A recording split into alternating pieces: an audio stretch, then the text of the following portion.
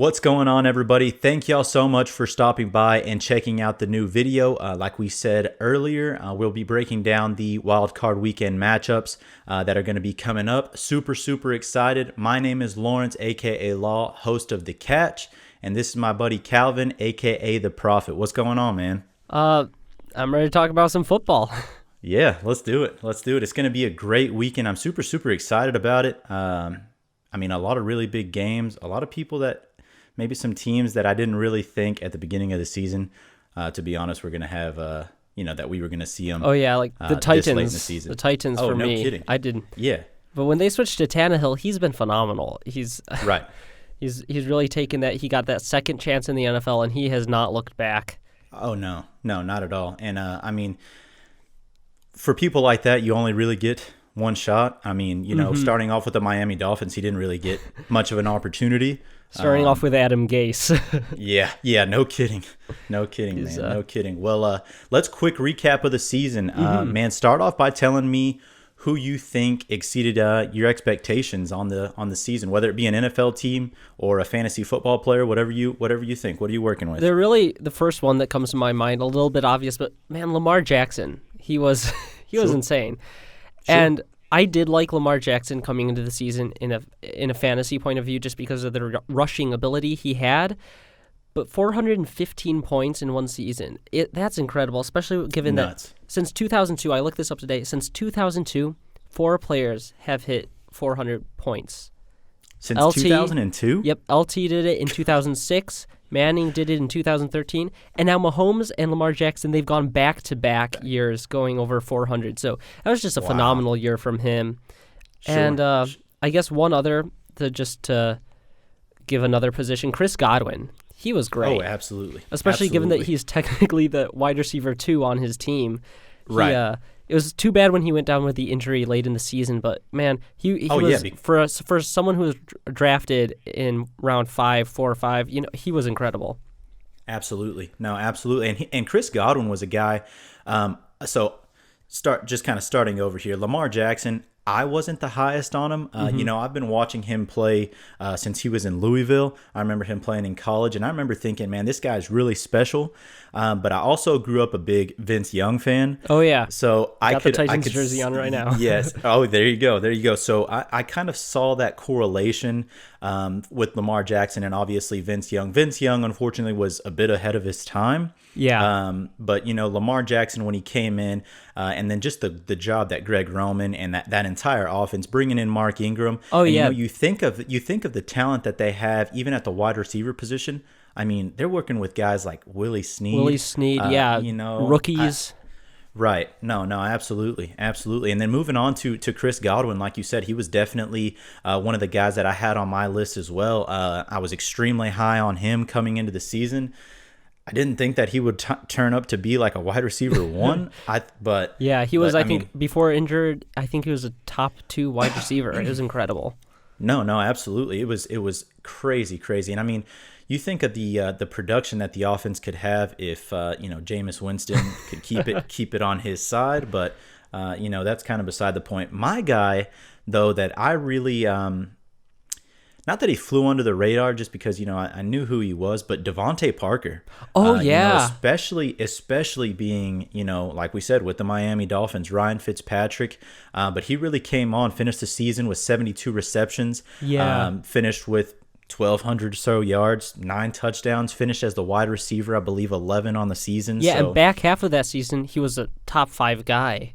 Right. No, absolutely. He definitely, pushed some people through their playoffs, maybe even to whether you call it a Super Bowl or just a championship, whatever the case may be. But phenomenal. Yeah, he came on strong. Do you remember what his ADP was? I didn't have a chance to look that up. I could check, but It was late. I know it was late. Oh, no, absolutely. During draft season, no one wanted any piece of the Dolphins, and even through the first several weeks, you could still get him off waivers. That was how late. No, you're right. You're right. I didn't think about that. That was phenomenal of him. Absolutely. And now that you say that about the waiver wire, actually in the league that I host, through the first couple of weeks, he was actually on the waiver wire. and he had a good game, and nobody picked him up, and I'm thinking, nah, there's no way it's going to keep happening. There's no way it's going to keep happening. Yeah. And sure enough, man. It kept sure happening. Yeah, no, absolutely. Absolutely. So great season for, fantasy football for both of those guys. Yeah. But tell me who you think, moving on to just kind of the next point here, who do you think has a bright future right now? I mean, maybe a guy that showed some flashes, that type of thing. Who do you think we should be keeping an eye on, kind of moving further here? Well, at the quarterback position, one that I think could be kind of the next Lamar. I don't think he'll score over 400 like Lamar did, but kind of that same skill set with a rushing ability. Kyler Murray, he rushed for over 500 yards, 3,000 passing yards. If he can cut down on the turnovers, convert in the red zone more, he's a great fantasy option. And even this year, he was the number 8 quarterback on the season, which it felt like he wasn't that good, but just that rushing ability, it's kind of a fantasy cheat code. So he's one I'm keeping an eye on going into the second year if they can improve that offensive line. And then I've got one more, Devin Singletary. I loved him all offseason, and he averaged over 5 yards per carry, but he only had 2 touchdowns this season since Gore was there to take some of the touchdown work on the goal line. But at the back half of the season, he was kind of becoming a workhorse back. He can catch the ball. So if they can move on from Gore in the offseason, I could see Singletary being, a top 15 running back, given his skill set. Yeah, no, I'm right there with you. I really liked Devin Singletary. I'd picked him up actually in a few of my drafts, just because I knew, Frank Gore was obviously the RB1 coming into the season, but every opportunity that Devin Singletary got to take advantage, man, he took advantage of it. No, absolutely. And I'm sitting there eating Thanksgiving dinner, watching him. Absolutely run all over my Dallas Cowboys. Oh yeah, that trick play with the throw. Oh my gosh, man. Anyways, let's move on here. So I got one guy, a guy that I saw a whole lot of being in the NFC East, but Terry McLaurin. Oh yeah, out of the Ohio State, man. That is, wide receiver university. What do you think? Michael Thomas. Who else? Curtis Samuel. They produce a lot of great skill positions. They really do. He unfortunately didn't quite eclipse the 1,000-yard mark. 7 touchdowns, but a couple of things that really stood out to me: 98.2% snap share, 4th in the entire league. Oh yeah, 23% target rate. And his average, yards per target, 9.9 yards. So those are definitely things that you want to look for. The number 1 wide receiver. Yeah, this definitely. is a guy who I think even coming into the 2020 season, I think you could see him going into the early to mid round. So somebody that you can definitely have with some wide receiver 1 upside. What do you think? Yeah, it's definitely interesting because we've got a lot of turnover on the Redskins team. Dwayne Haskins, he's going to be the quarterback, and he's going to be a lot better this season. That's Terry McLaurin. When you take in consideration what he did with the coaching and quarterbacks throwing to him, it's even more impressive. So with Ron Rivera there and Dwayne Haskins another year under his belt, and if they can keep Darius Geis healthy and make that, a well-balanced offense, I could see him being a wide receiver 1. He has the skills, and he definitely flashed this season. Oh, absolutely. And I'm glad that you brought up the Darius Guy situation. This is a question that's been kind of floating around with me, especially over the last few weeks after Darius Guy actually went down again for the second or third time.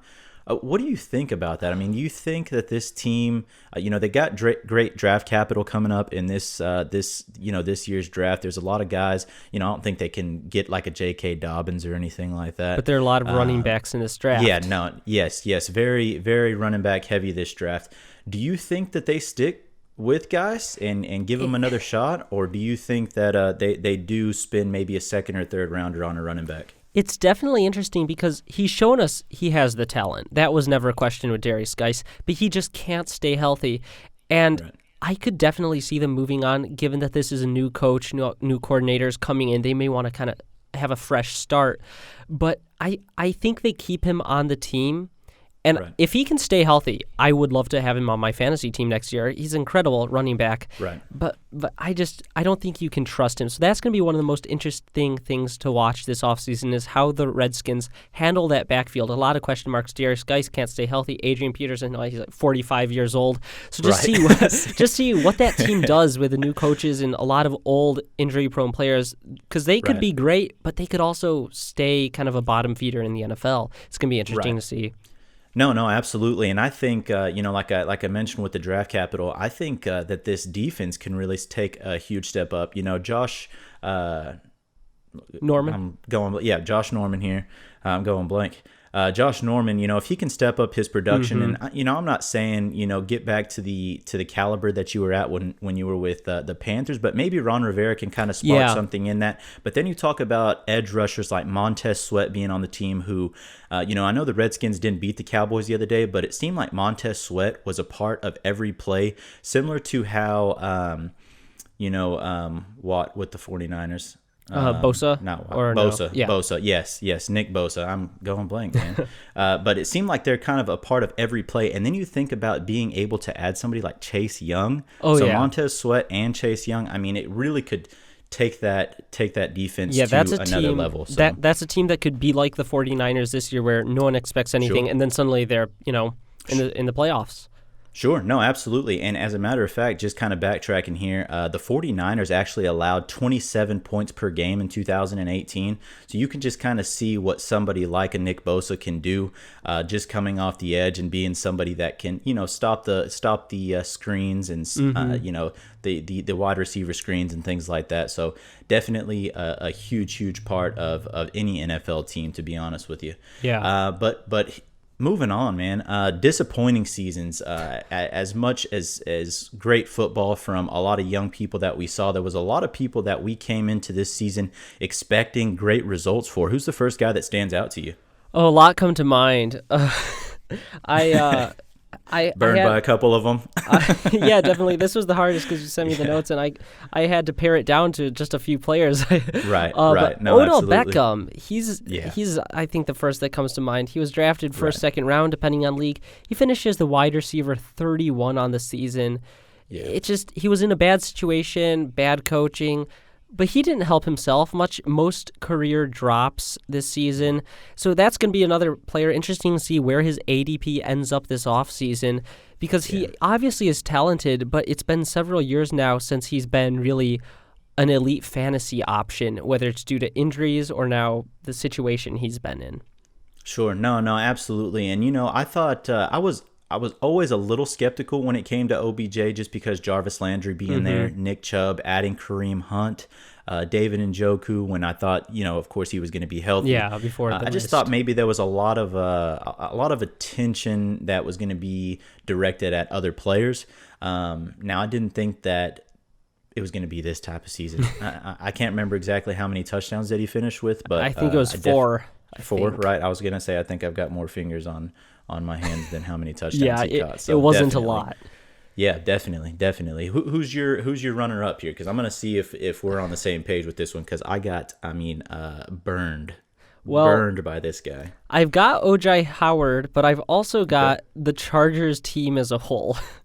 Yes, no, absolutely. Because I put OJ Howard in, and I thought, no, the Chargers, that was a team that was supposed to be, the team that this is their year. They're going to be Super Bowl contenders. They made the playoffs last year, and they went nowhere but down. Phillip Rivers, a terrible performance in many games, just off target.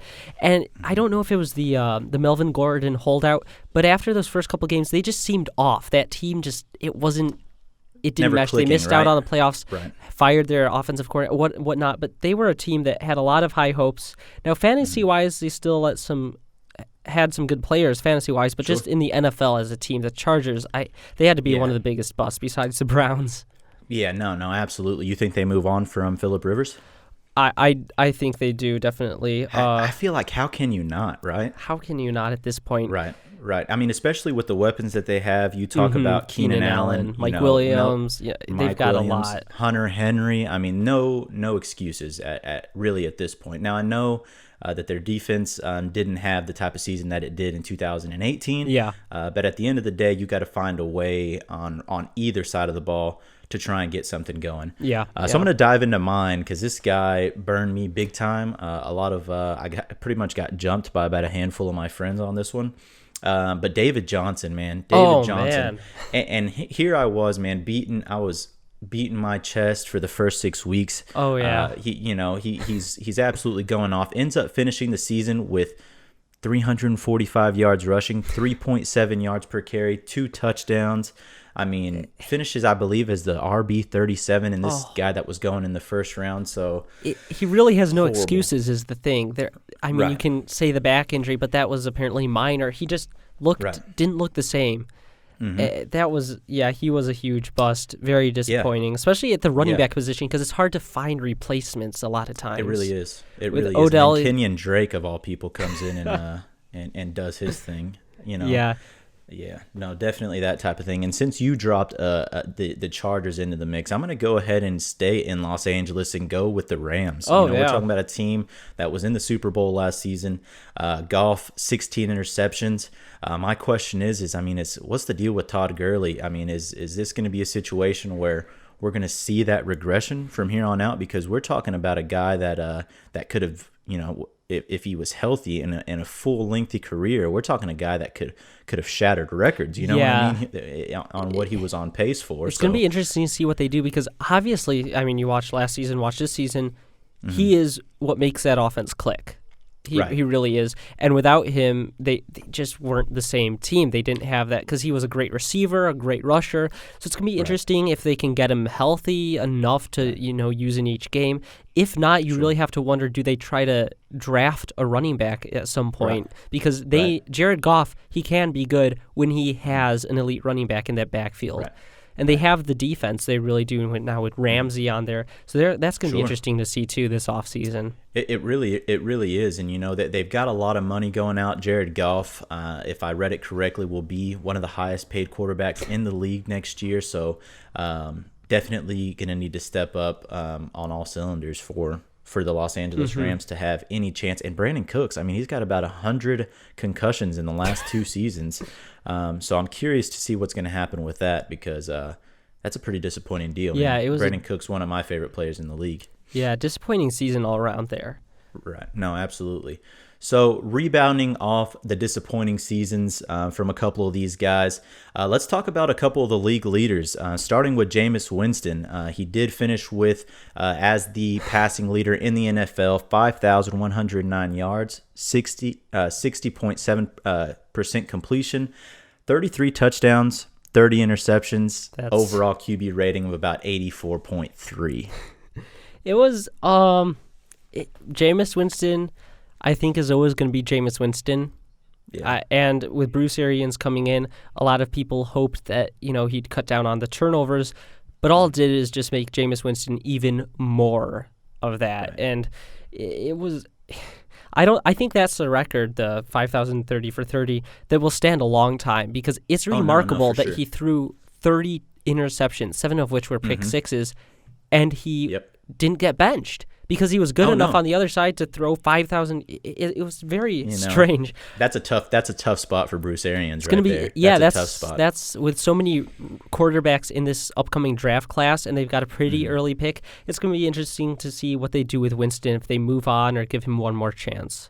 Yeah, no, it definitely is. Did you see, now we're recording this on Thursday, and this is a picture that went viral today. Did you see the Reddit guy predict exactly? I did, yeah. Oh, my goodness. What are the chances? I saw that yesterday. Some guy, he predicted Jameis Winston's exact stat line. Yes, that is unbelievable, man. Moving on to a guy that definitely proved his point this season, Derrick Henry. Oh, man. Finished this year's as the rushing leader. 1,540 yards, 20 touchdowns, 5.1 yards per carry. How about this guy, man? Yeah, he led in rush yards, led in rushing attempts, tied in first with rushing touchdowns. He led in every important stat for a runner. It's just an incredible season for Derrick Henry, especially he wasn't drafted as a first-round guy. He was drafted second round, maybe even third, depending on the league. And the fact that he could come in, he really proved the point that he debunked and proved the point at the same time that you can't be a good fantasy running back without catching the ball. Because he proved you can be, but he also showed that to do that, you have to be the best pure rusher out of everyone in every category. So it's going to be interesting if he can repeat that or see if they can get him involved in the passing game at all. You hope they can. Right. No, absolutely. And he's a guy that, I saw him take a couple of screen passes to the house, so definitely, yeah. Once you start running the ball quite a bit, you establish the run, you get those linebackers to kind of bite up a little bit, and it really just opens up everything for your team. And Ryan Tannehill would agree with me on that one. Yes, I think so. So moving on to the receiver, we're talking about the NFL record holder in receptions with 149 receptions. Michael Thomas finished with 1,725 yards in the regular season, 9 touchdowns. This guy had an absolutely incredible season. He didn't fly under my radar, but he definitely exceeded my expectations for him. What do you think? He's incredible, and he did it. He showed us the one thing maybe Dynasty or Keeper League owners were worried about is what happens to Michael Thomas when Drew Brees leaves. And he showed us he can still be an elite wide receiver one without Drew Brees. They had Teddy Bridgewater in there for several games, and he just continued to be just the best. And I think we could see him being drafted very early next year. So I think a lot of people will be scared to draft him, but I think he continues with this because he's been doing it his whole career. Absolutely, yes, sir. I mean, even since Ohio State. Go ahead. One wide receiver I want to mention because I feel like no one's talking about him. Kenny Golladay. He actually beat out Michael Thomas in touchdowns. Kenny Golladay finished the season, I think, as the wide receiver 3. Yep. Which he's been so under the radar his whole career, and he did that with David Blow starting a bunch. He's someone I wanted to mention him in the exceeded expectations and bright futures, but he's someone who I think should be drafted very early next year, and I don't think he will. No, I totally agree with you there, especially when you're talking about how healthy will Matthew Stafford be whenever he comes back. Of course, Kenny Golladay had a lot of production when he was there. I mean, Marvin Jones even did also. So we're talking about a pair of guys that I would love to have on my fantasy team. Yeah, any year. That team's just committed to throwing the ball. Yeah, they really are. And their defense isn't going to stop anybody. So the offense might as well try to put up some points for sure. Now, before we move on to the wild card breakdown, I wanted to say this one stat I saw when I was looking up this stuff, and it's crazy. This past year, there were so many players that were just so dominant at their positions. Michael Thomas in PPR formats, he outscored that number 2 wide receiver by 98 points. And Lamar outscored the number 2 quarterback by 78. And this is the crazy one. We haven't mentioned him, but Christian McCaffrey outscored the number 2 running back, Henry, by 157 points, which averaged out to almost 10 points more each week than the number 2 overall running back. So this year was really crazy in that there were just a few players that were on a whole other level. We don't see that every year. No, absolutely. So just a phenomenal season. I agree. There was people that, are saying, man, I told you so. I told you to draft Christian McCaffrey. And it's like, well, no crap. We're not going to not draft Christian McCaffrey, but we definitely didn't think he was going to have the season that he had. Yeah. 1,000 yards on the ground, 1,000 yards receiving, just a phenomenal year. And the kid's only 23. He's young. And I don't see any type of regression. I don't see it. I know they say, backs that get this type of volume, they start to weather away pretty quickly, but he's this a guy's remarkable weathering athlete. the storm. Absolutely. I did an article on him this past offseason. I talked about him. I loved him coming into the season, but I found out from his days at college to all his games in the NFL, he has missed one game for injury. Wow. One game. Wow. He's a very durable running back. He's not like Dalvin Cook, but he's just incredible. That's all you can say. Third ever to get that 1,000.